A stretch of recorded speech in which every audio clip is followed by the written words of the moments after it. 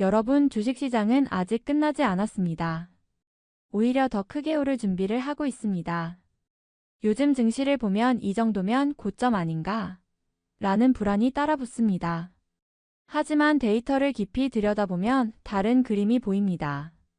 S&P 500은 이미 역사적 고점을 넘어섰지만 기업들의 이익 전망치는 오히려 상향되고 있고 연준은 금리 인하 사이클에 들어섰습니다.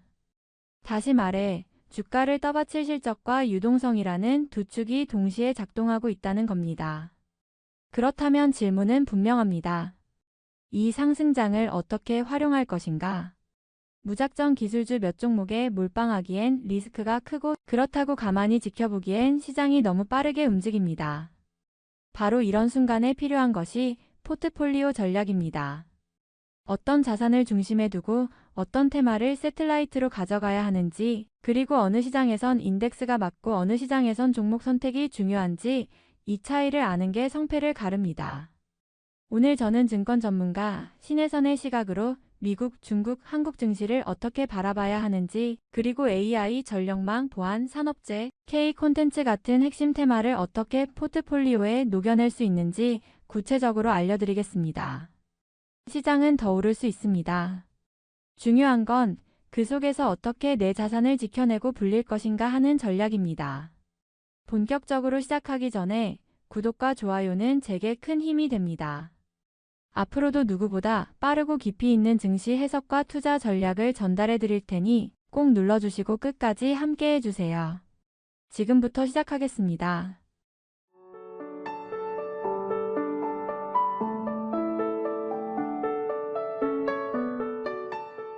1.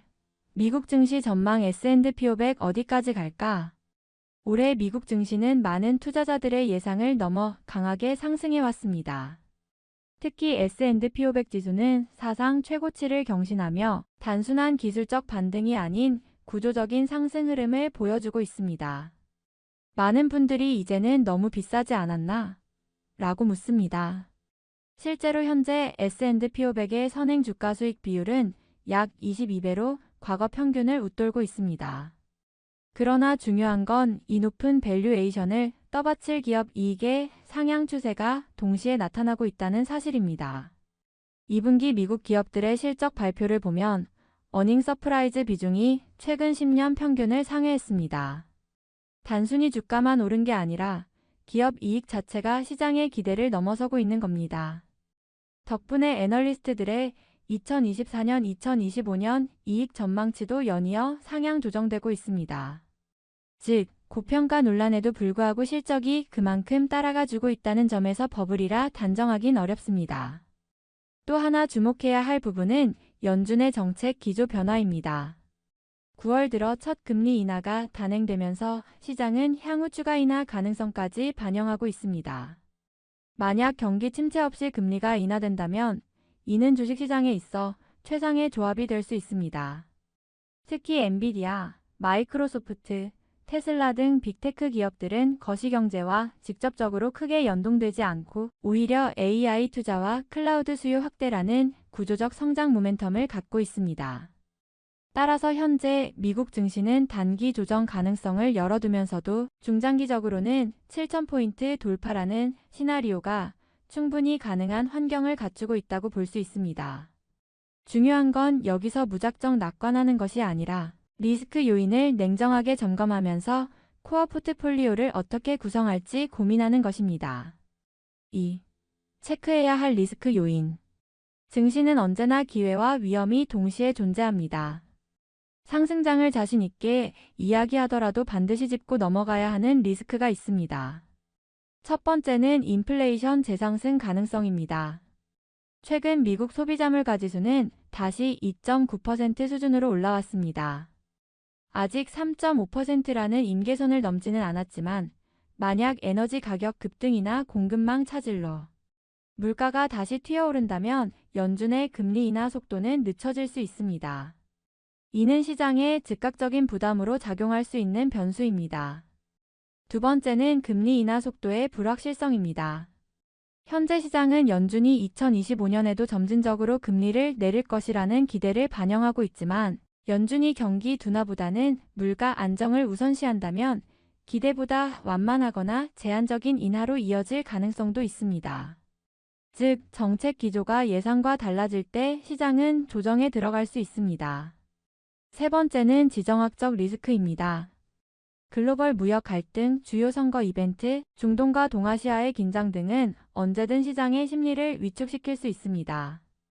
특히 반도체 AI 관련 공급망이 특정 지역에 집중되어 있다는 점은 지정학적 충격이 곧 산업 전반에 영향을 미칠 수 있음을 의미합니다. 마지막으로 기술주 집중도 문제도 간과해서는 안 됩니다. 현재 미국 증시 상승의 상당 부분은 소위 매그니피센트 7로 불리는 소수의 대형 기술주가 견인하고 있습니다. 만약 이들의 실적 성장세가 둔화되거나 규제 리스크가 불거진다면 지수 전체가 충격을 받을 수 있습니다. 정리하자면 인플레이션 재상승, 금리 정책의 변동성, 지정학적 변수, 기술주 쏠림 현상 이 네 가지가 당분간 가장 중요한 리스크 요인입니다. 투자자는 이러한 요인들을 면밀히 모니터링하면서 단기 조정이 발생하더라도 중장기 전략을 유지할 수 있는 준비가 필요합니다. 3. 미국 투자 전략 인덱스로 코어 포트폴리오 만들기. 미국 시장에 투자할 때 가장 중요한 원칙은 코어는 인덱스로라는 점입니다. 많은 개인 투자자들이 엔비디아, 테슬라 같은 대형 기술주에 직접 투자하고 싶어 하지만 실제로 장기 성과를 비교해 보면 대부분의 액티브 펀드가 S&P 500 지수 수익률을 이기지 못했습니다. 워런 버핏조차도 대부분의 투자자라면 S&P 500 인덱스를 꾸준히 보유하는 것이 가장 현명하다고 조언했을 정도입니다. 그 이유는 간단합니다. 인덱스 투자는 단일 종목 리스크를 줄여주고 장기적으로는 미국 경제 전체의 성장에 베팅하는 효과를 줍니다. 특히 현재처럼 빅테크가 시장을 이끌고 있는 구간에서는 개별 종목의 등락을 예측하는 것이 쉽지 않습니다. 반면 인덱스를 보유하면 빅테크의 성장세를 그대로 반영하면서도 동시에 금융 헬스케어 소비재 같은 다른 업종의 안정적인 성장도 함께 누릴 수 있습니다. 구체적으로는 S&P 500 추종 ETF 또는 미국 전체 시장을 담는 VTI 같은 ETF가 대표적입니다. 이들은 낮은 비용으로 광범위한 분산 효과를 제공하며 장기적으로 복리 효과를 극대화할 수 있습니다. 또한 코어 포트폴리오를 인덱스로 채워두면 앞서 언급했던 리스크 요인, 예를 들어 인플레이션 변동, 금리 정책 불확실성이 현실화되더라도 포트폴리오 전체가 크게 흔들리지 않습니다. 단기 조정이 발생하더라도 지수는 장기적으로 기업 이익 성장과 함께 우상향한다는 점에서 흔들림 없이 투자 원칙을 지킬 수 있는 가장 강력한 도구가 바로 인덱스입니다. 따라서 미국 시장에서는 종목 발굴에 매달리기보다는 인덱스로 코어를 확실히 구축하는 것이 장기 성공의 열쇠입니다. 이후 새틀라이트 포트폴리오로 AI, 전력망, 보안 등 성장 테마를 곁들이는 전략이 효율적입니다. 4. 중국 한국 시장의 포인트. 미국 시장이 코어라면 중국과 한국은 새틀라이트 성격으로 접근하는 것이 합리적입니다. 다만 두 시장은 성격이 확연히 다르기 때문에 전략도 달라야 합니다. 먼저 중국 시장입니다. 중국 증시는 여전히 투자자들 사이에서 불신이 큰 시장이지만 최근 항생테크 지수 등 기술주 중심 섹터가 강하게 반등하고 있습니다. 단순히 인덱스를 매수하기보다는 개별 종목이나 특정 테마에 집중하는 편이 효과적입니다. 예를 들어 로봇, 전기차 부품, AI 하드웨어와 같은 중국 내 제조기술 기반 기업들이 글로벌 공급망에서 차별적인 위치를 차지하고 있습니다. 미국이 머리라면 중국은 몸통이라는 말처럼 앞으로 3에서 5년간은 중국의 기술 제조력이 AI와 로봇 시장에서 중요한 역할을 할 수 있습니다. 따라서 중국은 인덱스 펀드보다는 기술주 중심의 종목 선별 전략이 유효합니다. 반면 한국 시장은 글로벌 투자자들에게 여전히 반도체와 산업재가 핵심 키워드입니다. 특히 HBM을 중심으로 한 반도체 업황은 이미 글로벌 AI 투자 확산과 직결되어 있습니다. DRAM과 NAND도 사이클 저점을 지나 회복 국면으로 접어들고 있으며 전력 반도체와 같은 신성장 분야도 주목할 만합니다. 여기에 조선, 방산, 전력기기와 같은 산업재는 단기 1에서 2년이 아닌 10년 단위의 긴 사이클을 타는 업종입니다. 최근 한국조선업은 고부가가치 선박수주 확대와 신조선가 상승으로 구조적인 개선 흐름을 보이고 있어 장기 성장 테마로 주목할 만합니다. 정리하면 중국은 개별 종목, 테마 투자, 한국은 반도체와 산업재 중심의 사이클 투자가 핵심 전략입니다. 미국 시장을 코어로 두되 중국과 한국에서의 기회를 새틀라이트로 더해가는 것이 현실적인 접근이라고 할 수 있습니다. AI 사이클과 전력망 보안 테마. 지금 글로벌 증시의 가장 큰 화두는 단연 AI 사이클입니다. 2023년 챗GPT의 등장 이후 촉발된 AI 투자는 단순한 단기 트렌드가 아니라 최소 5년 이상 이어질 구조적 성장의 시작점으로 평가됩니다. 과거 닷컴버블, 클라우드 전환, 모바일 혁신이 그랬듯 AI 역시 인프라 구축, 응용 확산, 산업 전반 파급이라는 단계를 거치게 됩니다. 지금은 바로 인프라 구축 단계이며 이는 반도체뿐만 아니라 전력망 보안 등 새로운 투자 기회를 열어주고 있습니다. 먼저 전력망입니다. AI 연산을 위한 데이터 센터 수요가 급증하면서 가장 큰 병목으로 꼽히는 것이 전력 공급입니다. 실제로 미국과 유럽에서는 전력 부족으로 데이터 센터 건설이 지연되는 사례까지 나오고 있습니다. 따라서 송배 전망, 변전 설비, 원자력 태양광 같은 신재생 에너지, ESS 분야는 AI 확산의 최대 수혜 테마로 꼽힙니다. AI가 성장하려면 결국 전력을 안정적으로 공급할 수 있는 인프라가 필수이기 때문입니다. 두 번째는 사이버 보안입니다. AI 시대에는 데이터의 가치가 더욱 커지면서 보안 위협도 동시에 확대됩니다. 사이버 공격이 발생했을 때 기업들이 신규 보안 업체로 쉽게 갈아타기 어렵다는 점에서 이미 시장을 선도하고 있는 보안 기업들의 진입 장벽은 매우 높습니다. 따라서 보안 산업은 단순한 성장 산업이 아니라 견고한 수익성과 방어력을 갖춘 장기 투자 섹터로 주목할 필요가 있습니다. 결국 AI는 단순히 반도체 투자로만 끝나는 이야기가 아닙니다. 전력망과 보안이라는 두 가지 인프라 테마는 앞으로 5년간 시장이 반드시 풀어야 할 과제이자 동시에 가장 확실한 투자 기회입니다. 인덱스로 코어를 채운 뒤 새틀라이트 전략에서 전력망, 보안 관련 종목이나 ETF를 담는다면 장기적으로 안정성과 수익성을 동시에 추구할 수 있습니다. 6. 새로운 소비 문화 트렌드. 증시는 기술과 산업만으로 움직이지 않습니다. 사람들의 소비 습관과 문화적 흐름 역시 투자 기회를 만들어냅니다. 최근 글로벌 소비 패턴의 가장 큰 변화 중 하나는 과거의 과시형 소비에서 힐링 웰빙 중심 소비로의 전환입니다. 코로나19를 거치면서 사람들은 물질적인 과시보다 건강, 심리적 안정, 자기만족을 더 중요하게 여기기 시작했습니다. 이런 변화는 주식시장에서도 새로운 테마를 형성하고 있습니다.